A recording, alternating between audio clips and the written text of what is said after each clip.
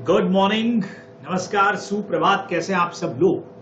बहुत बहुत स्वागत आप सभी लोगों का मेरे YouTube चैनल पर। और जैसा कि थंबनेल देख करके आप जान गए होंगे कि आज हम लोग करने वाले हैं एक और कॉपी का एनालिसिस। और इस बार हम लोग करने वाले हैं CA intermediate corporate and other laws में उस स्टूडेंट की कॉपी का जिसने अचीव किए हैं 78 मार्क्स। जी हाँ, दिसंबर 21 में, जिसमें लॉ के पेपर में 78 मार्क्स अटेंड किए, 100 में से 78 नंबर।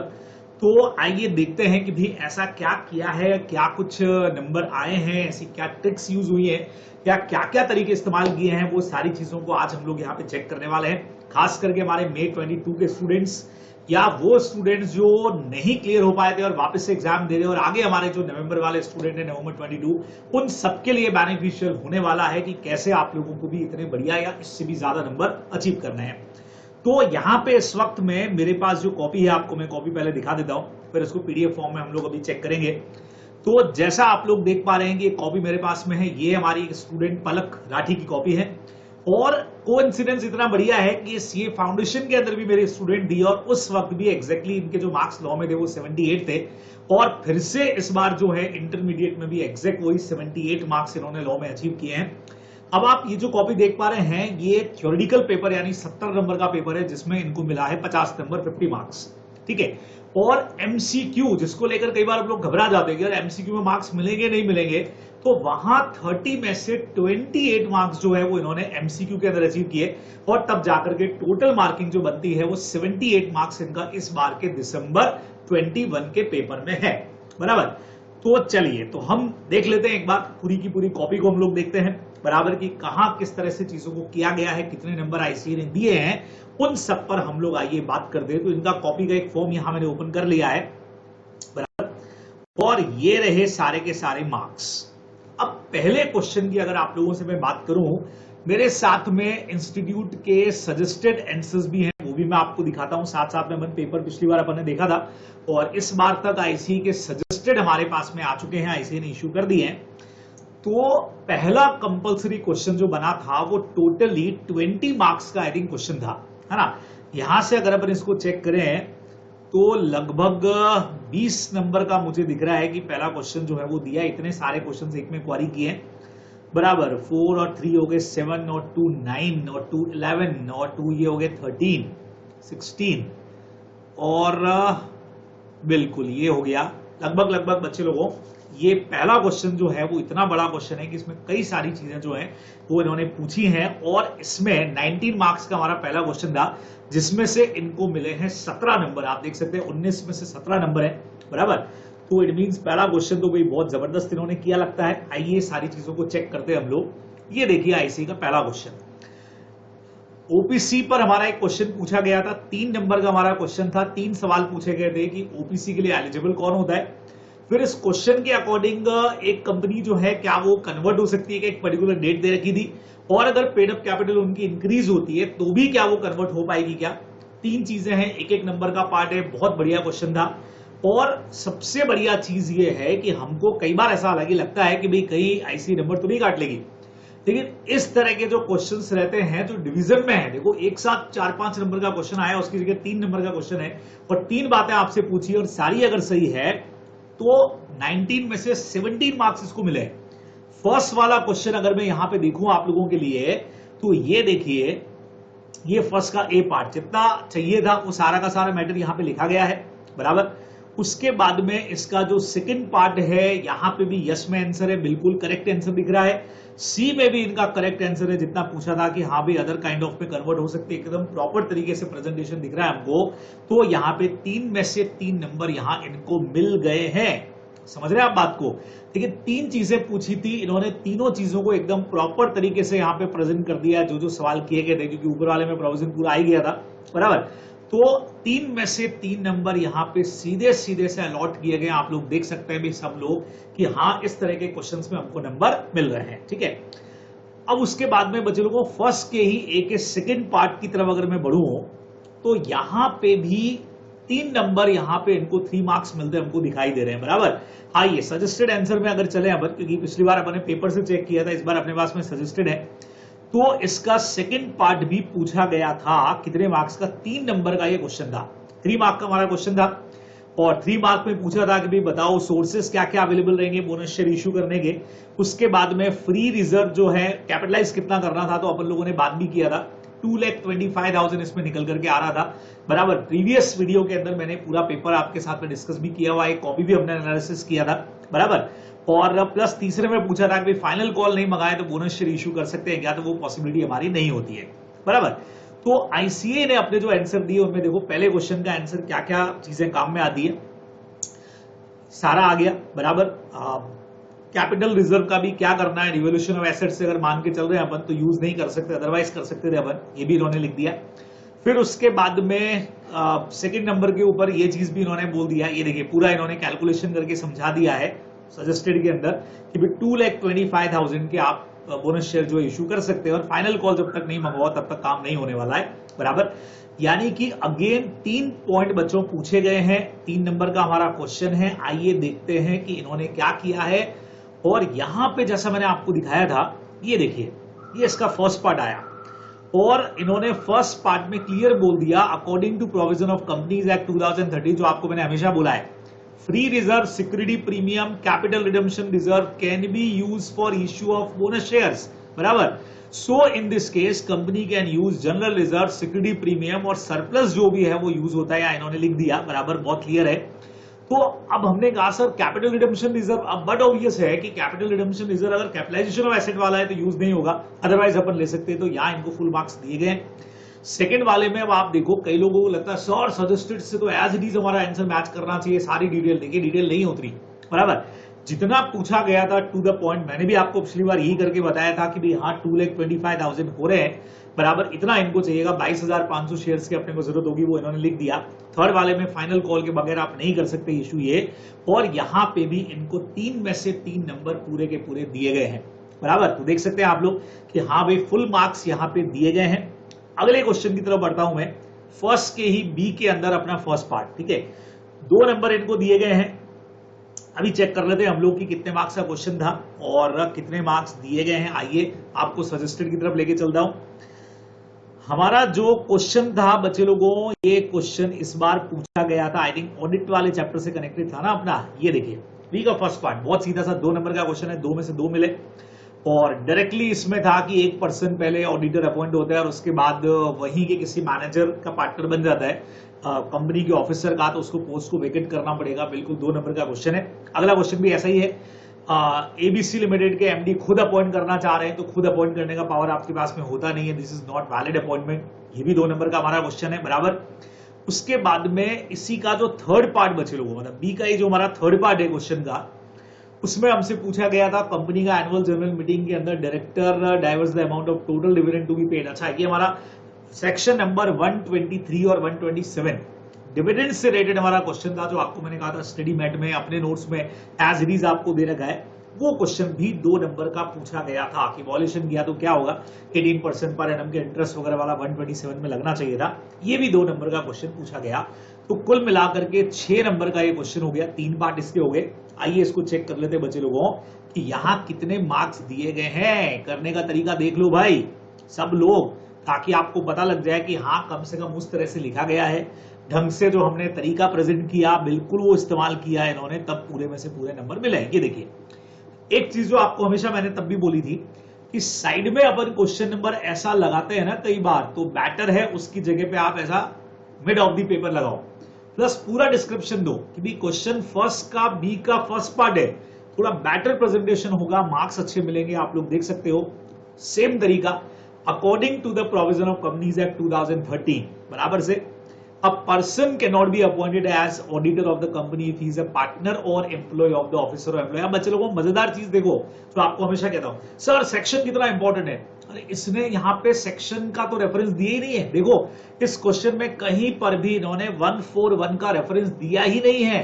बराबर। सेक्शन 141 जो इनको लगाना चाहिए था, जहां पे डिस्क्वालिफिकेशन दे रखी है, इसने वो नहीं लिखी है, फिर भी 2 में से 2 नंबर मिले हैं। तो आपको मैंने हमेशा बोला है देखो सेक्शन उतना इस लेवल पर इंपॉर्टेंट नहीं है, आप लिखते हैं तो बहुत अच्छी बात है बराबर, रॉन्ग तो बिल्कुल ही नहीं लिखना है। अदरवाइज आप इस तरह से आंसर लिख दें, person can not be appointed auditor of the company if he is partner और एम्प्लॉय ऑफ द ऑफिसर और एम्प्लॉय ऑफ द कंपनी, सीधा सा हो गया। बराबर। फिर इन्होंने प्रोविजन को समझा दिया है, मतलब क्वेश्चन को समझा दिया और फाइनली लिख दिया कि रमन को जो है पोस्ट को वेकेट करना पड़ेगा और यहाँ पे इनको 2 में से 2 नंबर पूरे मिल गए हैं, ठीक है।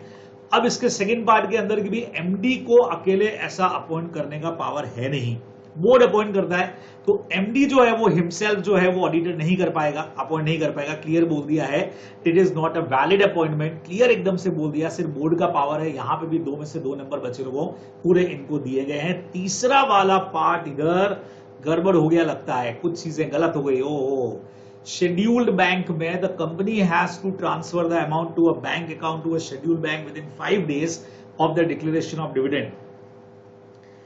अब यहां पे इनको 1 नंबर दिया गया है, 1 नंबर क्यों दिया गया इन द क्वेश्चन, चलो the company has to transfer the amount to a bank account, ठीक है, और यहां इनको दे दिया schedule bank within 5 days of declaration करना चाहिए, पेमेंट आपको कर देना चाहिए, उसके बाद में 7 days में पैसा डिपॉजिट होना चाहिए, 30 दिन के अंदर पेमेंट करना चाहिए, बराबर, और नहीं तो उसके बाद में अपने को आगे ट्रांसफर करना चाहिए, ठीक है। Company delay in payment of dividend, it has a पे सिंपल इंटरेस्ट, 18% वाली लाइन बिल्कुल सही आ गई। गिवन क्वेश्चन में ये वाला इनका बिल्कुल सही है। आगे एक्चुअली में पूछा क्वेश्चन के अंदर यही था, 45 days लेट पेमेंट कर दिया तो क्या होना चाहिए, तो वर्ड ऑब्वियस है, डायरेक्टर्स को पनिशमेंट तो मिलेगा, वॉलेशन उन्होंने किया है, और simple interest 18% per annum, penalty कितनी लगेगी उनके अगेंस्ट में इन्होंने नहीं दिया है, तो उस वजह से यहाँ पे 1 नंबर कटा है बच्चों, लेकिन फिर भी 1 नंबर इनको यहाँ पे 2 में से 1 नंबर यहाँ पे भी मिल गया है। तो आप जैसा देख सकते हैं कि हाँ भाई मार्क्स यहाँ पे प्रॉपर तरीके से दिए गए हैं, बराबर, ठीक है, कोई टेंशन नहीं। नेक्स्ट पे आ जाएं, बराबर। नेक्स्ट क्वेश्चन फर्स्ट का सी, इंडियन कॉन्ट्रैक्ट एक्ट का क्वेश्चन है, देख लेते हैं कि इंडियन कॉन्ट्रैक्ट के क्वेश्चन में इन्होंने क्या किया है। अच्छा, आपको यहां से मैं एक बार इन आंसर्स के सजेस्टेड दिखा देता हूं, देखो ये आईसीए ने अपने आंसर्स में क्या क्या लिखा था और जिसमें नंबर कटे वहां पे क्या चाहिए था वो आपको मैं दिखाता हूं। ये देखिए बच्चे लोगों, जहां पे इनके मार्क्स कटे वो ये था, according to section 124 where a dividend has been declared by a company but not paid or claimed 30 days from the date of declaration, इनको एक्चुअली में 7 days वाला पॉइंट यहाँ लिखना चाहिए था। भाई कितने टाइम में बैंक में डिपॉजिट वाली चीज नहीं, ये मेन चीज होनी चाहिए थी। 7 days from the expiry of 30 days transfer the amount to the unpaid account, वहां पे रखना चाहिए था। फर्दर 127 के अंदर has been declared by company but not been paid or warrant, क्योंकि कई बार कॉपी चेक जो होती है ना वो डायरेक्टली होती है। भाई 5 days वाला पॉइंट अपनी जगह पे अलग है, वो अलग चीज हो गई, लेकिन यार जैसे ही कॉपी चेक करोगे दिखता है कि यार ये 7 दिन वाला लाइन है, स्टूडेंट ने तो 5 दिन लिख दिया, ये क्या चक्कर हो गया। तो एक्चुअली जबकि प्रोविजन दोनों बिल्कुल डिफरेंट थे, बराबर ना, वो बिल्कुल अलग चीज थी। तो उस बेस पे इनको 127 का रेफरेंस लिखना चाहिए था, जो नहीं आया, इस वजह से मार्क्स जो है वो कटे हैं। ये देखिए, तो ये वापस पूरा इन्होंने समझाया है, मार्क्स भी सिर्फ 1 नंबर कटा है। आपको कई बार लगता है ना सर सजेस्टेड में तो इतना कुछ लिखा हुआ है, अब आप देखें सजेस्टेड में इतना सारा लिखा हुआ है, स्टूडेंट ने सिर्फ मेन आंसर लिख दिया है, प्रोविजन ढंग से समझा दिया है, तो भी 2 में से 1 नंबर इन्होंने अलॉट किया है, बिकॉज बच्चे लोगों फाइनल आंसर तो 2 चीजों पर ही बेस्ड था, है ना। 18% पर एनम वाला प्रोविजन आ गया, वहां पे नंबर मिल गए, ये वाले प्रोविजन में पनिशमेंट इन्होंने नहीं लिखा, तो ठीक है, वहां पे मार्क्स इनका कट हो गया। तो ओवरऑल मार्क्स जो है वो इनको इस वजह से मिल गए, ये अपने को ध्यान में रखना चाहिए, ठीक है। चलिए तीसरे क्वेश्चन की तरफ आपको लेके चलता हूं। पहला वाला क्वेश्चन बहुत बड़ा क्वेश्चन दिया था इन्होंने, 4 मार्क का हमारा क्वेश्चन है, और पवन ने रमन को अप्रोच किया, मनी के लिए पैसा दिया, को श्योरिटीज का हमारा क्वेश्चन है बच्चे लोगों, 4 नंबर का क्वेश्चन है को श्योरिटीज का, और आईसीएआई इसका आंसर कैसे देता है जरा देखें। ये देखिए, ये आईसीएआई का आंसर हो गया, सेक्शन 146 है, जॉइंटली सेवरली रेस्पॉन्सिबल का पॉइंट है, और पवन अगर डिफॉल्ट करता है तो तरुण को एस्केप नहीं कर सकते, हम लाइबिलिटी से उसको पेमेंट करना पड़ेगा, और बाकी तीनों का लाइबिलिटी जो होगा वो बराबर रहेगा, ये सब कुछ यहाँ पे लिखा गया है, ठीक है। नेक्स्ट क्वेश्चन भी आपको दिखा देता हूं, फिर एक साथ ही इसका आंसर देख लेंगे बच्चों। एनआईए का हमारा एक क्वेश्चन था, जहां एनआईए में अपन डायरेक्टली सेक्शन 40 पढ़ते हैं, जहां पे नेम स्ट्राइक ऑफ कर दिया गया, ठीक है, उसका एक क्वेश्चन है ये वाला, ये आईसीए का हमारा आंसर है, सब चीजें हमने पहले डिस्कस की हुई है, तो मैं आपको बहुत फटाफट से बस ये दिखाने जा रहा हूं कि हाँ भाई कैसी कॉपी में काम किया गया। 3 नंबर का क्वेश्चन है, तो 4 और 3 7 मार्क्स का हमारा ये पोर्शन होता है। देखें कि इन्होंने क्या किया है अपनी कॉपी में, नंबर कितने आए हैं। ये फर्स्ट का सी है बच्चों, 4 में से इनको यहां पे नंबर दिए गए हैं 3, 4 में से 3 में फिर भी काफी सफिशिएंट मानता हूं। पहले भी मैंने आपको कहा था, इस बार ऐसा कैसे हो गया, मैंने आपको कहा था अभी कि जहां आईसीए क्वेश्चन ऐसे देता है कि जब 1 2 3 और उनके नंबर है, तो जितना जितना आपने लिखा उसके नंबर आपको मिल जाएंगे, लेकिन जहां डायरेक्ट क्वेश्चन आ जाता है कि ये सीधा क्वेश्चन आपका 4 नंबर का है तो कहीं ना कहीं एक नंबर कटने के चांसेस रहते हैं, जैसे यहाँ कटे। फर्स्ट स्टेप में इनको 2 नंबर मिले हैं, सेकंड स्टेप में 1 मिला है, 2 और 2 दोनों होने चाहिए थे यहाँ पे। देखें, according the provision of contract act, co sureties are jointly and severally liable for the guarantee amount in equal proportion unless other decided by them whether or not there is a contract between co sureties. फिर इन्होंने question को समझा दिया है। No, Tarun can not escape from his liability, बिल्कुल सही लिखा है। As it is not all necessary that there is a contract between co-sureties, so Tarun will have to pay amount। इन्होंने यहाँ पे लिख दिया। एक आध लाइन और आनी चाहिए थी कि भी रिमेनिंग जो भी रहेंगे they are also responsible in equal share। वो एक लाइन की वजह से आई थिंक नंबर कटा लगता है, तो 4 में से 3 नंबर है, वो काफी मोर देन सफिशिएंट है, ध्यान में रखेंगे। बराबर। अगला क्वेश्चन भी अगर देखें बच्चे लोगों, तो यहाँ 3 में से 3 नंबर भी इनको मिल गए। क्या बात है, ठीक है। 3 में से 3 मिले हैं, बिल्कुल। 2 और 1 नंबर का ही था, ये 3 मार्क का ही क्वेश्चन हमारा था और पूरे में से पूरे मार्क्स मिल गए हैं। नेगोशिएबल इंस्ट्रूमेंट एक्ट के हिसाब से सेक्शन 40 देखो, फिर से इन्होंने नहीं लिखा है सेक्शन नंबर, तो घबराने की जरूरत नहीं है। आप सब लोगों को मैं कहना चाह रहा हूं कि ऐसा कुछ नहीं है कि सेक्शन लिखोगे तभी नंबर मिलेंगे, नहीं तो कटेंगे। बराबर। The endorser will be stand discharge from his liability to the extent of right impaired, जो भी आपने कर दिए बिल्कुल बराबर से आंसर इन्होंने लिखा है और प्रॉपर तरीके से लिखा है। एक और चीज नोट करें आप, काट छाट जो है, जो कई बार हम लोग लिख करके कट वट कर देते हैं, वो उतना नहीं है, ठीक है। एक आध जगह जैसे यहाँ पे चलो आ गया, वो विल के अंदर लिखते लिखते चेंज हो गया, लेकिन लगातार आप कट कर रहे हो, बार बार एक एक लाइन ओवरलैपिंग ज्यादा हो रही है, तो उसके मार्क्स कटते हैं। यहाँ पे नहीं कटे हैं क्योंकि इन्होंने अच्छा काम किया है, तो यहाँ इनको मिल गए हैं 19 में से 17 मार्क्स जो है वो फर्स्ट क्वेश्चन में मिल जाए तो भाई जी वहीं पे खुश हो जाता है कि यार ये काम बहुत बढ़िया किया है, नंबर अच्छे मिले हैं, ठीक है। आगे जाके स्थिति देखेंगे, क्योंकि 50 नंबर मिले 70 में से, मुझे लगता है मतलब जिस तरह की क्या पेपर और अच्छा ये कर सकते थे, इनको करना चाहिए था कि 10 नंबर की भी और गुंजाइश हमारी बनती थी, हम 88 नंबर तक पहुंचते हैं। पर अब देखेंगे आगे किस तरह से हुआ, ठीक है। चलिए जी, सेकंड क्वेश्चन की तरफ बढ़ते हैं बच्चों। सेकंड क्वेश्चन में मार्किंग का क्या सीन है, पहले आपको ये दिखा देता हूं मैं इनकी ओवरऑल मार्किंग में। ये रहा क्वेश्चन नंबर इनका सेकंड क्वेश्चन में 17 में से नंबर मिले हैं 10, ठीक है। तो 17 में से नंबर 10 ही मिले हैं। एक क्वेश्चन तो 2 का सी पार्ट तो बिल्कुल छूटा हुआ दिख रहा है, 0 मार्क्स वहां पे अलॉट है। अभी चेक करेंगे कि कहां क्या चक्कर है। फर्स्ट में पूरे मिले दिख रहे हैं, 6 में से 4 मिले या 3 में से 2 मिले। तो आइए बच्चे लोगों, हम ये पोर्शन भी देखते हैं कि भाई आखिर चक्कर क्या हुआ है, किस तरीके से मार्क्स अलॉट है। चलिए, तो सेकंड का ए नंबर पहले देख लेते हैं कि क्वेश्चन है क्या। Explain the provision of e voting. E voting से रिलेटेड कुछ प्रोविजन पूछे हैं फॉलोइंग केसेस के अंदर। A and his wife B's joint demat account in alpha investment in such a case, who will cast the vote. तो दोनों में से वोट कौन करेगा भाई, कोई भी एक जन करेगा ज्वाइंट शेयर होल्डर में। जनरली जिसका नाम पहले लिखा हुआ रहेगा उसको वोट करने का राइट है। आपको आंसर दिखा भी दूंगा अभी मैं बच्चे लोगों। 4 नंबर का क्वेश्चन है, फिर से 2-2 नंबर। एजीएम 7 को होने वाली है, तो ई वोटिंग का पीरियड क्या रहेगा। क्लोजिंग आप लोग जानते हो 3 दिन देना है। पहले दिन शाम को 5 बजे बंद करना है, 6 तारीख को 5 बजे शाम को बंद करना पड़ेगा। 2-2 नंबर के हमारे क्वेश्चन आप लोग सब जानते हैं, डायरेक्ट क्वेश्चन है। इधर क्या हुआ है ये भी देखते हैं। बी पोर्शन आपको दिखाता हूं मैं।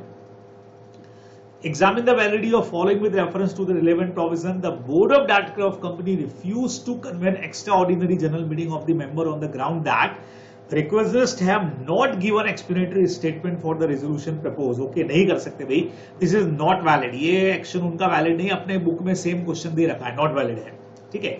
बोर्ड ऑफ डायरेक्टर ने रिफ्यूज कर दिया एक्स्ट्राऑर्डिनरी जनरल मीटिंग बुलाने से, क्योंकि signed by the joint share holder नहीं था, ज्वाइंट होल्डर नहीं था। कोई भी एक जना साइन कर दे तो चल जाएगा, ये भी वैलिड नहीं है, ठीक है। तीसरे नंबर पे एडजॉर्न कर दिया उन्होंने एक मीटिंग को, जो रिक्वेस्ट ने बुलाया था, ये मीटिंग एडजॉर्न नहीं होगी, मीटिंग कैंसिल ही होगी, ये भी वैलिड नहीं है। ये अपना एक क्वेश्चन इन्होंने यहाँ पे दिया है। चलिए, तो पहले इन 2 क्वेश्चंस के आंसर की तरफ चलते हैं बच्चे लोगों। ये कितने नंबर का था, 6 नंबर का, मतलब हर एक यहाँ पे 2-2 नंबर का है और पहले वाला 4 मार्क्स का। चलिए जी, तो ये रहे इनके आंसर बच्चों। फर्स्ट वाला तो बहुत सीधा हो गया, इनको 4 नंबर दिए गए हैं, मतलब 2-2 नंबर दोनों के अंदर बहुत आराम से इनको मिल गए हैं। और आंसर भी इन्होंने क्या ये लिखा है, क्या देखो, the person whose name appear first in the records. Clear matter हो गया। हालांकि वहां आंसर आपको मैंने दिखाया नहीं है, बट 2 में से 2 नंबर पूरे मिल गए हैं, तो टेंशन नहीं। सेकंड वाले के अंदर भी बच्चे लोगों 3 दिन अपने को देने पड़ते हैं। देखो 3 डेज, पहले दिन शाम को 5 बजे बंद करना पड़ेगा। तो 6 तारीख को आपको है अगर, तो 4 से शुरू होगा और 6 को शाम को बंद हो जाएगा। बिल्कुल प्रॉपर आंसर का प्रेजेंटेशन है, जितना पूछा उतना लिख दिया, टू द पॉइंट, मार्क्स पूरे में से पूरे मिल गए। सेकंड के बी पार्ट को अगर देखें तो इनको नंबर कितने मिले थे भाई, हम लोगों ने देखे भी तो थे। बी पार्ट में इनको नंबर मिले थे, सी में तो चलो मार्क्स ही नहीं मिले हैं। इसमें नंबर कितने थे? मेरे ख्याल से 1 नंबर कम था या 2 नंबर कम थे। कई बार यहां से पता नहीं लग पाता है। टोटली तो चलो 10 नंबर इनको मिले, अपने को दिख रहे हैं। मैं यहां से एक बार चेक कर लेता हूं। इनको मिले 6 में से 4 नंबर। ओके, 2 नंबर किधर पे जाकर के कट हुए, देखते हैं कहां कट हुए। फर्स्ट वाला अगर देखा जाए तो अकॉर्डिंग टू द नहीं, ये वाला तो कर लिया ना अपन ने। हाँ, ये वाला कर लिया। सेकंड का बी, ये पड़ा यहां पे। ओके, 4 नंबर मिले। According to the provisions of Companies Act, it is not necessary for the requisitionist to give an explanatory statement for the resolution proposed. Pass as the meeting, so it is not valid that BOD's company refused to call. तो ये तो बिल्कुल सही दिख रहा है मुझे, but इन्होंने यहाँ पे कितने मार्क्स दिए इनको? स्टेप 1 में खाली 1 ही नंबर दिया है, यहाँ पे भी 1 नंबर दिया और यहाँ 2 नंबर दे दिए तीसरे वाले में। सेकंड वाला देखें, According to provision of Companies Act, the requisition is to be signed by any of the joint holder. तो ये भी आंसर सही दिख रहा है, पर नंबर 1 ही मिला है। अभी चेक करेंगे। According to the provisions, extraordinary general meeting जो है जो नॉट वैलिड है, एडजॉर्न नहीं करना चाहिए था, इनको मीटिंग को कैंसिल ही करना चाहिए था, बराबर से कैंसिल होनी चाहिए थी। तो यहाँ 2 में से 2 पूरे मिले। तो बाकी 2 क्वेश्चंस में 1-1 नंबर इनको दिया गया। तो देखना पड़ेगा भाई 1-1 नंबर ही क्यों मिला, पूरे नंबर क्यों नहीं मिले। चलिए आपको आंसर दिखाता हूं बच्चे लोगों में। पूरा कॉपी का 78 मार्क्स कैसे आते हैं, क्या कुछ खास किया जाता है कॉपीज के अंदर, देखते चलो मेरे साथ में, तो आपको पता लगता जाएगा कि हाँ जी आखिर नंबर कैसे आ रहे हैं। ये रहा बच्चे लोगों सेकंड क्वेश्चन। बी का first part, Annexed notice of explanatory meeting convened by the requisitionist and the requisitionist may disclose the reason since the board of director can refuse to call EGM on the ground कि उन्होंने नहीं attach किया, तो cannot refuse। Okay, मुझे लगता है कि explanatory statement के ऊपर ये थोड़ा सा एक्स्ट्रा इन्होंने लिखा हुआ है कि disclose the need to annex it होता है, the requisitionist and the may disclose the reasons कर सकते हैं क्या प्रपोजल है, बट ज्यादा नंबर कटने के चांसेस लग नहीं रहे हैं। Notice shall be signed by all the requisitionists or by the requisitionists duly authorized in writing by all other requisitionists on their behalf by sending electronic request attaching therein a scanned copy of duly signed request। ये थोड़ा सा matter कम बढ़ गया लगता है, इस वजह से नंबर 1 ही मिला है। और ज्वाइंट शेयर होल्डर्स अगर हैं तो BODs are correct in refusing to call EGM on the ground that requisitions are not signed by the joint holder of share। 1 number यहाँ दिया है, हालांकि इन्होंने बोला है BODs are correct for refusing, दोनों मिक्स कर दिया इन्होंने। फिर भी चूंकि प्रोविजन सही है उसका 1 नंबर दिया। फाइनल आंसर इनके आंसर से मैच नहीं कर रहा है, इसलिए नंबर कटा है। Notice shall be signed by all the requisitionist या by a requisitionist duly authorised in writing. Okay, इस बेस पे कि अगर वो ऑथराइज है तो कोई भी एक जना साइन कर सकता है, इस बेस पे 1 नंबर इनको दिया गया है यहाँ पे। अगला वाला पूरा सही था तो 2 में से 2 नंबर जो है वो दिए गए हैं। चलिए जी, अब अगला क्वेश्चन बच्चे लोगों इंडियन कॉन्ट्रैक्ट एक्ट का क्वेश्चन है जो 178 के ऊपर इन्होंने बेस किया है। और यहाँ पे मेरे ख्याल से इनको मार्क्स जो हैं वो अलॉट हो गए हैं बिल्कुल 0, because where a person who did not have knowledge of the defect of title then he loses to him following the direction. नहीं, ये तो गड़बड़ी हो गया लगता है, लग ही रहा है। ये क्वेश्चन तो दिख ही रहा है, तो पूरा 0 मार्क्स अलॉट हो गए। इधर बड़ी गड़बड़ हो गई है, बराबर। हालांकि ये क्वेश्चन जो है वो 178 का है, ये समझने में भी बड़ा सा प्रॉब्लम भी है इसके अंदर, बिकॉज यहाँ पे गुड्स जो हैं वो प्लेज पे नहीं दे करके किसी को ऐसे ही डायरेक्टली प्लेज पे रखे गए तो आगे सेल कर दिए गए हैं। हालांकि क्वेश्चन बहुत सिंपल था, बट कई बार उस जगह पहुंचने में टाइम लग जाता है कि भाई ये 178 का ही है। देखना पड़ेगा कि भाई बेलमेंट का क्वेश्चन कैसे बना गया है, किस तरह से हुआ, प्लेज वाला पार्ट कैसे बना है इसके अंदर, बट ठीक है। चलिए, तो यहाँ मार्क्स नहीं मिले हैं, बराबर है। नेक्स्ट पे आते बच्चों लोगों सेकंड का डी पार्ट। तो सेकंड का डी पार्ट अगेन एनआईए पे है और एज इट इज अपने स्टडी मैट का और अपने बुक का सेक्शन नंबर 49 सेक्शन नंबर 55 का डायरेक्ट क्वेश्चन दे रखा है। तो इस बार हमारे मे 22 वाले बहुत खुश हो जाएंगे कि अरे ये अच्छा हुआ, ये वाला एग्जाम्पल आ गया, इस बार नहीं आएगा क्योंकि थोड़ा सा कई बार भारी पड़ जाता है। बच्चे लोगों को डायरेक्ट क्वेश्चन दे रखा है एज इट इज एग्जाम्पल, अपने बुक के अंदर, नोट्स के अंदर, सब जगह पे आपको दे रखा है। 3 नंबर का ये क्वेश्चन सीधा सीधा सा पूछा गया है, एग्जैक्ट क्वेश्चन है, 49 सेक्शन और 55 का कॉम्बिनेशन है, बराबर। इसने इस बार सेक्शन भी लिखा है बराबर से, क्योंकि बुक का एज इट इज क्वेश्चन था तो इन्होंने लिखा जरूर है यहाँ पे। ये रहा देखो सेक्शन 55, 49 का रेफरेंस भी जाना चाहिए था अगर सेक्शन दे ही रहे हो तो। 3 में से 2 नंबर यहाँ दिए गए हैं। तो D as the bearer of the bills of exchange entitled to recover the payment from A only and not from B and C, ये चीज सही लिखा है, लेकिन इनको वो भी लिखना चाहिए था कि भाई जो भी इसके अंदर पहले ड्रॉई वगैरह उससे भी रिकवर कर सकते हैं।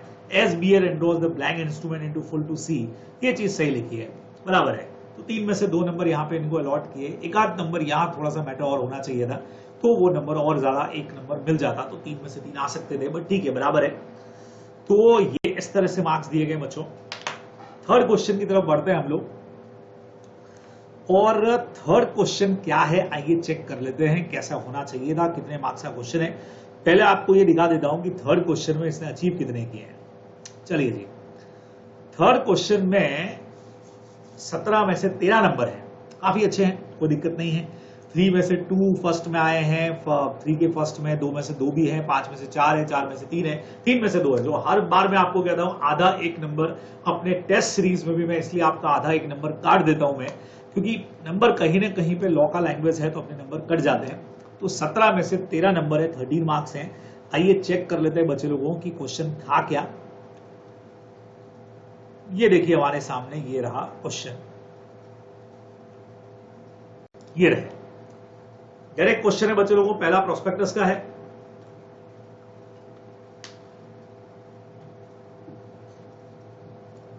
तीन नंबर का क्वेश्चन है, और आप लोग सब जानते हैं हमारा केस रेफरेंस रेक्स वाला इसी के ऊपर है, तो बहुत आराम से यहाँ पे मिस स्टेटमेंट है, तो बिल्कुल मिस स्टेटमेंट वाला पॉइंट लगेगा, आंसर भी चेक करेंगे।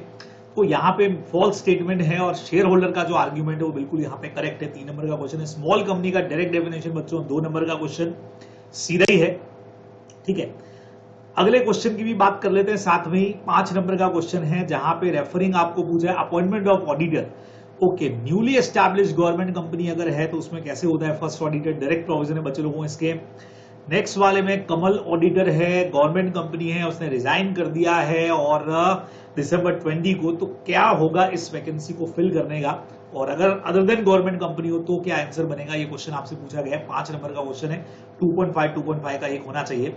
आइए आपको दिखाता हूं, ये देखो फर्स्ट वाला सेक्शन 34 का रेफरेंस यहां पे गया।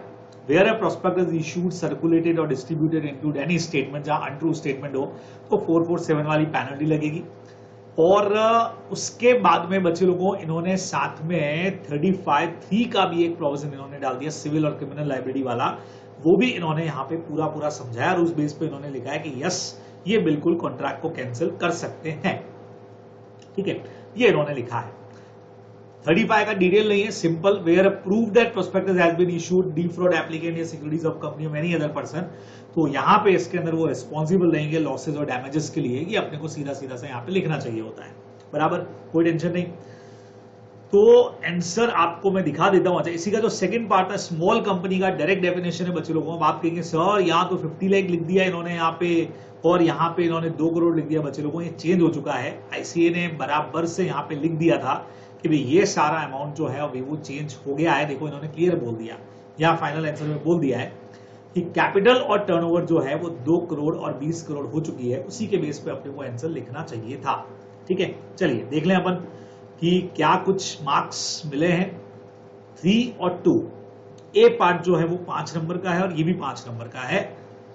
चलिए आपको दिखा देता हूं कि इन्होंने अपने आंसर में इसको कैसे ड्राफ्ट किया है और नंबर कैसे मिले हैं जी।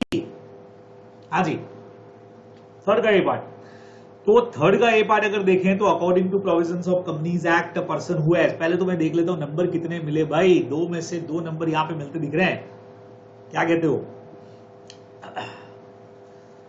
A person who has subscribed the securities of company on the faith of the prospectus, conceal the contract, disclose that.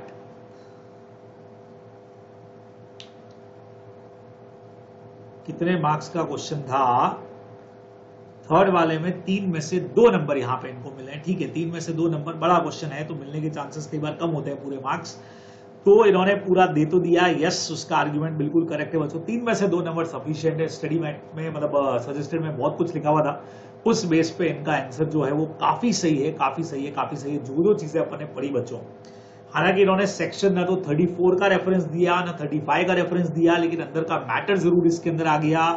Clear बोल दिया, person who has subscribe the securities of the company on the faith of the prospectus right to cancel the contract. अगर उसको discover होता है कि there is a material misstatement या omission of material information है, फिर क्वेश्चन के बारे में समझा दिया। और यस, वो यहाँ पे बिल्कुल करेक्ट है, आंसर इन्होंने दे दिया। 3 में से 2 नंबर यहाँ पे इनको दिए गए हैं जो अपने को ठीक लगते हैं। सेकंड वाले में 2 में से 2 पूरे के पूरे मार्क्स हैं। आप देख सकते हैं 2 करोड़ का कैपिटल, 20 करोड़ का कैपिटल, और जो आपको हमेशा कहता हूं होल्डिंग सब्सिडरी वाला, सेक्शन 8 कंपनी वाला और स्पेशल एक्ट वाला, ये पॉइंट भी आप जरूर लिखा करिए। तो 2 में से 2 नंबर यहाँ इनको पूरी तरह से मिल गए हैं। ठीक है, सेकंड वाला 2.5 नंबर का हमारा पार्ट था बच्चे लोगों, 5 में से 4 नंबर यहाँ इनको मिल गए हैं, प्रॉपर है। और आंसर सबसे बढ़िया चीज है, सारी चीजें ये देखो 60 डेज, फिर 30 डेज के अंदर, फिर 60 डेज में बहुत प्रॉपर तरीके से इन्होंने यहाँ पे लिख दिया। रेजिग्नेशन वाले में क्या करना है वो भी प्रॉपर लिख दिया। आधा आधा नंबर दोनों में कटा है, वो जनरली कट ही जाता है। ठीक है, तो 5 में से 4 नंबर दिए गए हैं जो मेरे हिसाब से ठीक वाक से। और आप लोग बच्चों देखो, प्रॉपर चीजें समझ में भी आ रही है और कहीं पर काट छाट अपने को नहीं दिख रही है, तो अपने को मार्क्स मिल जाते हैं। ठीक है, बराबर समझ रहे हो मेरी बात को। तीसरा वाला क्वेश्चन देखिए इनका है, थर्ड का सी पार्ट और डी पार्ट। आइए दो क्वेश्चन इनके और दिए हुए हैं, वो बस अपने को चेक करने हैं। तो ये है इसीलिए कि आप लोग देख पाए कि हाँ भाई 78 नंबर आखिर आते कैसे हैं, पता तो चले अपने को। पिछली बार आप लोगों को मैंने लेस मार्क्स भी दिखाई कि क्या क्या गलतियां की, तो कैसे और बढ़िया आप अपने आंसर को बना सकते हो वो भी मेरे साथ यहाँ पे देख लीजिए।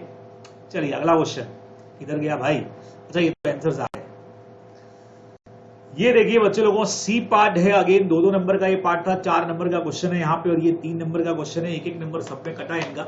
Referring the provision of NIA आपको बताना था। प्रमोजरी नोट अगर जहां पे अगर वर्ड लिख दिया जाए without mentioning the time for payment, the holder added the word on demand, तो क्या ये मटेरियल ऑल्टरेशन के अंदर आएगा क्या।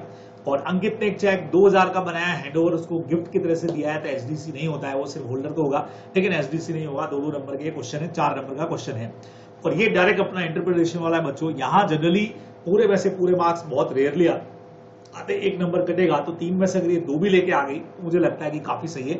हालांकि यहां 4 में से 4 की कोशिश हो सकती थी बराबर, पर आई थिंक नंबर 1 यहां पे कटा है। ये देखें, 4 में से 3 नंबर इनको मिले और यहाँ पे 3 में से 2 नंबर मिले, एक नंबर दोनों में कटा है। देखें, according to the provisions of NIA, adding the word on demand on the face of promissory note made without mentioning any time for payment cannot be treated as material alteration, because ये एक authorized alteration की category में आता है। इतना इन्होंने लिखा है यहाँ पे। सेकेंड पार्ट इसका पूछा है, according to the provisions of NIA, Shreya जो है वो जस्ट होल्डर होगी, एनआईए नहीं होगी, बिल्कुल सही है। तो यहां बच्चे लोगों इनको 4 में से 3 नंबर जो है वो अलॉट किए गए हैं। मैं आपको दिखाना चाह रहा हूं कि आईसीए ने आखिर इसके आंसर में ऐसा लिखा क्या था, है ना। भाई नंबर कटा है, श्योरली कटा है, तो देखिए तो सही कि ऐसा आईसीए ने क्या लिखा। ये देखिए इन्होंने बस, अब आप देखिए इन्होंने इतना बड़ा पोर्शन मटीरियल ऑल्टरेशन का समझा दिया, है ना।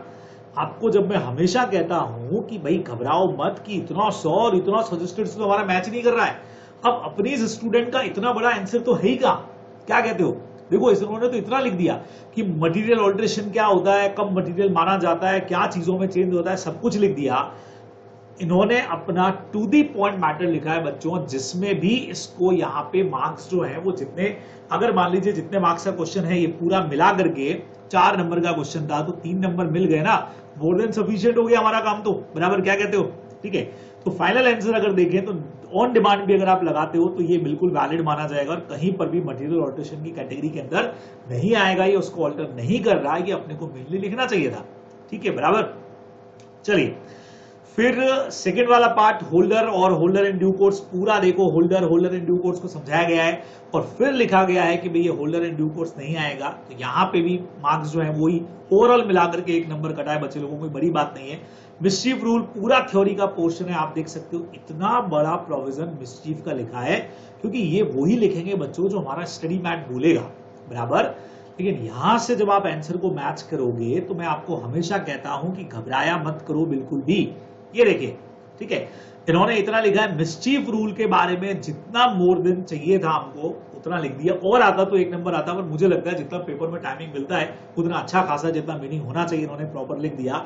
और 3 में से बच्चे लोगों 2 नंबर इनको यहाँ पे अलॉट हो गए हैं, 3 में से 2 मिल गए, बराबर। तो इसलिए कोई टेंशन वाली बात नहीं है, मार्क्स अच्छे हैं, कोई टेंशन नहीं। यहाँ पे एक बड़ी गड़बड़ अब तक पेपर में जो मुझे लगी वो थी कि 4 नंबर वो वहां पे कट गए, कॉन्ट्रैक्ट एक्ट वाले जो 0 मार्क्स हो गए। वहां पे अगर 4 में से 3 आता तो आज मैं कह रहा होता आपको कि 78 की जगह पे चलो स्टूडेंट की 81 मार्क्स जो है वो आ गए हैं, बराबर।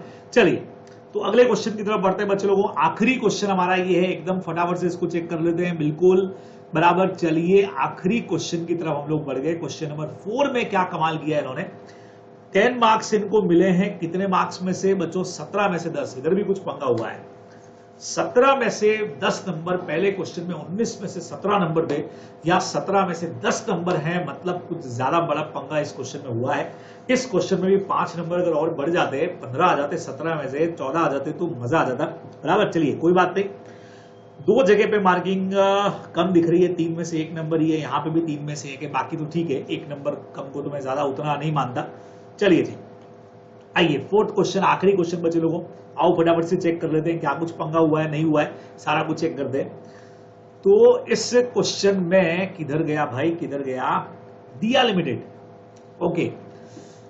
Provisions of companies act, all the 3 companies have financial statement उन्होंने बनाया। प्रोविजंस ऑफ कंपनीज एक्ट में बताना है कि सब्सिडरीज कंपनीज का बैलेंस शीट किस तरह से मिक्स होगा, 3 नंबर का क्वेश्चन है। सेकेंड पार्ट में डायरेक्टर रेस्पॉन्सिबिलिटी स्टेटमेंट से रिलेटेड इन्होंने कुछ चीजें पूछ ली, 3 मैटर लिखने को बोला है, 3 नंबर का क्वेश्चन डायरेक्ट दिया है यहाँ पे। तो 4th का ए और बी पार्ट इन्होंने यहाँ पे दिया है, 3 और 3 नंबर का। मैं आपको पहले इसका आंसर बच्चे लोगों को दिखा देता हूँ। आइए 129(3) के अंदर देना चाहिए था। सीएफएस बनाने की हमारी जो रिक्वायरमेंट है काफी लंबी चौड़ी, वो सब यहाँ पे आनी चाहिए थी। डायरेक्टर रेस्पॉन्सिबिलिटी स्टेटमेंट पूरा का पूरा हमारा 134(5) में दे रखा है और आगे पूरी डिटेल है उसकी। 3 पॉइंट इन्होंने पूछे थे बच्चे लोगों, ये सारे पॉइंट जितने होते हैं लिख दिए, इनमें से कोई भी 3 यहाँ पे लिखने चाहिए थे तो हमको यहाँ पे मार्क्स मिल जाते। चलिए जी देखें इन्होंने यहाँ पे क्या किया है। फर्स्ट वाला जो पार्ट है वो यहां हो गया है भारी पंगा, एक ही नंबर मिला 3 में से। According to provision of companies act, subsidiary companies have to prepare their financial statement in the same manner as that of holding company, बराबर है। इन द क्वेश्चन दिया लिमिटेड, बहुत शॉर्ट कर दिया आंसर को, 2 subsidiaries Jain Vijay limited, all the 3 companies have prepared their financial statement 31 March.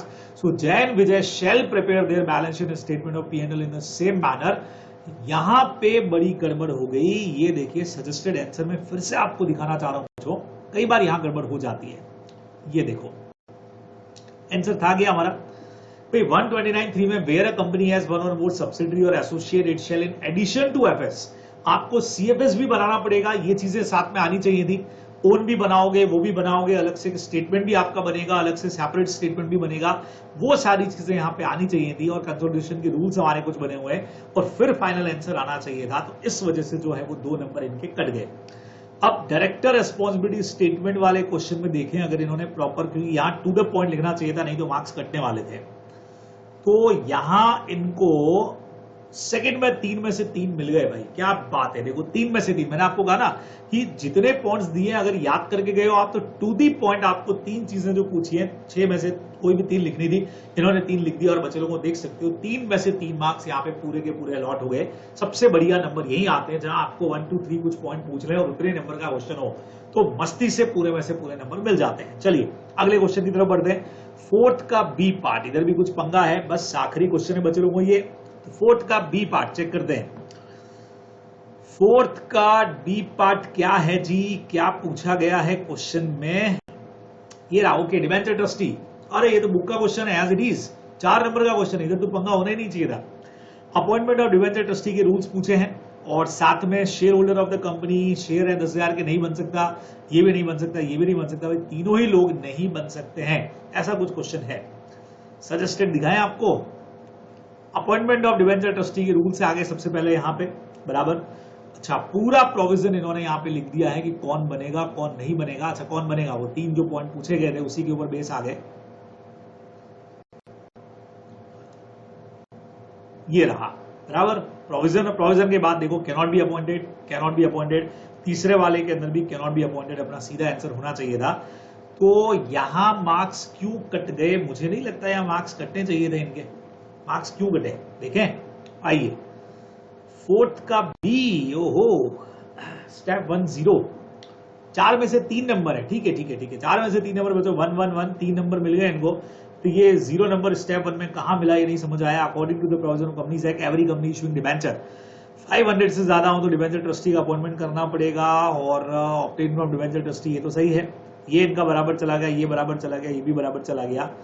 3 number इनको पूरे allot हो गए। स्टार्टिंग प्रोविजन यहां मुझे लगता है स्टेप 1 जो था, यहां कहीं पे कुछ जो है वो छोटी सी प्रॉब्लम रह गई है ना। इन्होंने जो सजेस्टेड में डेफिनेशन का पार्ट लिया उसमें और हमारे आंसर में, तो इसके आंसर में कुछ डिफरेंस दिख रहा है। देखो, the company shall issue 500 for subscription of debenture, लिखा तो है, बिल्कुल बराबर लिखा है। ये देखिए बिल्कुल प्रॉपर लिखा है कि no company shall issue a prospectus or make an offer to its member exceeding 500 for the subscription of debenture unless company has before such issue appointed one or more debenture trustee. और I think student ने भी लिखा है, every company issuing a debenture to the public exceeding 500 has to appoint a debenture trustee before issuing debenture and a written consent obtained, लगभग बराबर ही लिखा हुआ है। ये 1 नंबर मुझे लगता है कि इनको मिल जाना चाहिए था। ये प्रॉपर 500 वाली चीज इसमें मेन है जो लिखी जानी चाहिए थी। तो ये एक पंगा है इसके अंदर। चलिए ठीक है, कोई बात नहीं, 4 में से 3 नंबर है। अगले क्वेश्चन की तरफ बढ़ते हैं बच्चे लोगों। जनरल क्लॉजेज एक्ट का क्वेश्चन है। चलिए जनरल क्लॉजेज एक्ट का क्वेश्चन कितने मार्क्स का देख लेते हैं। 3 नंबर का क्वेश्चन आई थिंक रहा होगा। तो 3 में से अगर 2 नंबर मिल गए हैं तो सफिशिएंट है, ज्यादा कोई टेंशन लेने का इसके अंदर जरूरत नहीं है अपने को। चलिए देखते हैं। ये देखिए, पहले आपको क्वेश्चन की तरफ ले चलता हूं। ये रहा जनरल क्लॉजेज एक्ट का क्वेश्चन है बच्चों। फाइनेंशियल ईयर का डेफिनेशन इन्होंने पूछ लिया है। फाइनेंशियल ईयर और कैलेंडर ईयर का डिफरेंस है, 4 नंबर का क्वेश्चन है। और लास्ट वाला जो क्वेश्चन डी नंबर है वो 3 नंबर का क्वेश्चन है। तो यहां मेरे ख्याल से 4 में से 3 नंबर आई थिंक इनको मिल गए थे, है ना। अपन ने जो देखा था, नहीं 4 में से 2 ही मिले और यहां 3 में से 1 मिला है। ओहो, यहां मामला गड़बड़ है। 4 में से 2 नहीं, 4 में से 3 नंबर तो मिलने ही चाहिए। पिछली बार जो आपको मैंने कॉपी दिखाई थी उसमें भी आंसर सही था, लेकिन इन लोगों ने बिल्कुल उसको गलती कर दिया। तो आओ देखते हैं कि क्या पंगा हुआ है। आईसी ने आंसर ऐसा क्या लिखा है भाई, इसमें मार्क्स काय को काटे हैं, अभी चेक कर लेते हैं। फाइनेंशियल ईयर छोटा सा पॉइंट था, इतना सा आंसर था। जनरल क्लॉजेज एक्ट के अंदर फाइनेंशियल ईयर स्टार्ट होता है अप्रैल 1 से, ठीक है। और 366 के अंदर the term year has been defined section 3 clause 66 as a year according to the British calendar. तो जनरल क्लॉजेज एक्ट के अंदर ईयर का मतलब कैलेंडर ईयर से होता है, जो जनवरी से दिसंबर तक हमारा चलता है। ये आंसर के अंदर हमारा होना चाहिए था। बच्चे लोगों को 4 मार्क का क्वेश्चन जो है वो यहाँ पे दिया गया था, ठीक है। तो क्या हुआ है देखते हैं। ये देखिएगा, यहां पे इनको 4 में से 2 ही नंबर मिले हैं according to provision of general clauses. Financial year का मतलब जो 1 डे ऑफ अप्रैल से स्टार्ट होगा 31 मार्च को एंड होगा, हालांकि इसकी जरूरत नहीं थी लिखने की। कैलेंडर ईयर का मतलब होता है ब्रिटिश कैलेंडर से होगा, जो 1 डे ऑफ जनवरी से स्टार्ट होता है, खत्म होता है 31 दिसंबर को। 1 जनवरी से दिसंबर, बिल्कुल प्रॉपर तरीका लिखा गया है। पर पता नहीं, समझ नहीं आया कि इन्होंने यहाँ और सेकंड स्टेप में आकर के यहाँ राइट का साइन है। सबसे बड़ी बात है कि पूरे क्वेश्चन पे एक ही जो चीज है, इसमें स्टेप कहां से लाए, है ना। फर्स्ट स्टेप पे इन्होंने 2 नंबर दे दिए, सेकंड स्टेप कट करके 0 मार्क्स इन्होंने अलॉट कर दिया है, जबकि 0 मार्क्स तो कुछ है ही नहीं। 4 में से 2 नंबर दिए जी नहीं, 4 में से 4, अदरवाइज 3 नंबर तो यहाँ पे मिलने ही मिलने चाहिए थे। तो पूछा वही तो लिखा है, बराबर। आप लोग खुद ने भी आपने सजेस्टेड देख लिया। तो यहां मुझे लगता है कि मार्किंग का गड़बड़ है। 2 नंबर या 1 नंबर यहां पे और मिल सकता था, बिल्कुल मिल सकता था, ठीक है। लास्ट वाला क्वेश्चन अगर देखें, 4 में से 1 नंबर मिला है, यहां तो नंबर कटने ही होते हैं। कटने होते इसलिए है क्योंकि सजेस्टेड बहुत जबरदस्त लिखा हुआ रहेगा। ये देखो, ओके, आई थिंक डिफरेंस वाला पॉइंट नहीं लिखा है, इस वजह से नंबर काट तो नहीं दिए। फाइनेंशियल ईयर स्टार्ट होता है अप्रैल से, जबकि कैलेंडर ईयर होता है जनवरी से। ये डिफरेंस वाली लाइन भी दे रखी है इन्होंने। ये देखो, हिस्टोरिकल सेटिंग और यूज ऑफ फॉरेन डिस्ट्रीब्यूशन में काफी सारा मैटर हमारे लिखने के लिए होता है। ये थोड़ा सा डिटेल मैटर है और वो आई थिंक इन्होंने यहां पे नहीं लिखा रहेगा, तो बहुत छोटा छोटा सा लिखा है, इसलिए 3 में से 1 नंबर मिला है बच्चों, बहुत छोटा लिखा हुआ है, थोड़ा सा मैटर इसके अंदर ऐड होना चाहिए था, पर ठीक है कोई दिक्कत नहीं। तो ये मार्क्स बच्चों को यहाँ पे है, कॉपी मुझे लगता है ठीक तरह से चेक की हुई है, एक्सेप्ट 1 और 2 पॉइंट जहां पे 2-3 नंबर और मिल सकते थे और एक का खुद का गलत हो गया, नहीं तो ये मार्क्स और ज्यादा बढ़ सकते थे। तो अरे सीखा क्या, कॉपी तो मैंने आपके साथ डिस्कस कर लिया, फटाफट से तुम लोग ऐसा फास्ट फॉरवर्ड में देख भी लोगे, लेकिन सीखा गया हम लोगों ने एकदम प्रॉपर तरीके से काम को करना रहेगा। क्वेश्चन नंबर जितना है पूरा डिटेल प्रॉपर लगाओ, बराबर एकदम राइटिंग कम से कम ऐसा हो कि सामने वाले का खोपड़ी में चला जाए, समझ में आ जाए। तीसरा नंबर पॉइंट बच्चों, काट छाट कम से कम होना चाहिए ताकि आपको प्रॉपर तरीके से नंबर मिल जाए। और मुझे लगता है पहला क्वेश्चन वो है ना, first impression is the last impression, वो काम तो करता है। पहले क्वेश्चन में जब आपको बढ़िया नंबर मिले हुए होते हैं कि यार 19 में से 17 मार्क्स के आसपास आ जाए, तो आई थिंक में पूरा कॉपी भी आपका थोड़ा सा एक अच्छी तरीके से चेक होता है, ठीक है। तो ये आप लोग ध्यान में रखने वाले हैं। तो ये पूरी कॉपी आप लोगों के साथ में मैंने डिस्कस कर ली है कि भाई आखिर 78 मार्क्स कैसे अचीव करने हैं। ये तो थ्योरेटिकल की बात थी, हालांकि यहाँ 50 नंबर अचीव किए हैं, लेकिन एमसीक्यू में आप बहुत जबरदस्त तरीके से अगर अच्छी तैयारी करें तो दम लगा करके मार्क्स वहां पे भी जैसे इन्होंने लाया 28 मार्क्स ही एमसीक्यू में लेकर के आए हैं, तो बहुत जबरदस्त तरीके से आप भी ऐसा कर सकते हैं। चलिए जी, तो हालांकि इनका एमसीक्यू का कॉपी भी मेरे पास पड़ा हुआ है, बट एमसीक्यू में बहुत अच्छे मार्क्स हैं, तो बराबर मतलब सारी चीजें टू द पॉइंट है तो सही लिखी होंगी, तभी मार्क्स इनको मिले हैं बराबर से। और मैंने चेक भी कर ली है और सारे आंसर्स जो हैं जितने मार्क्स मिले वो बिल्कुल बराबर मिले हुए हैं, ये सब मैंने चेक कर लिया है। चलिए जी, तो ओके बच्चे लोगों, बिल्कुल जबरदस्त तैयारी करिएगा, ध्यान रखिएगा जो भी हमारे टिप्स थे